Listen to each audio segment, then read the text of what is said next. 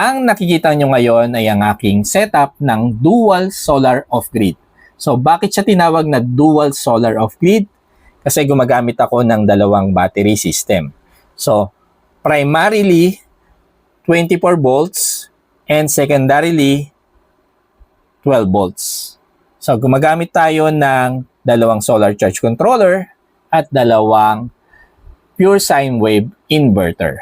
So nakakonect sila through automatic transfer switch. And sinetup ko to sa loob ng aming kwarto. Sa wall na to, sa likod ng wall na yan is labas na ng aming bahay, tapat ng harapan na bubong, kung saan ko nilagay yung aking mga solar panels. So bakit ganun yung ginawa nating setup? So ang goal ko dito is mapaikli yung wire na gagamitin ko from solar panels to solar charge controller para maiwasan ko yung power loss through wire transmission.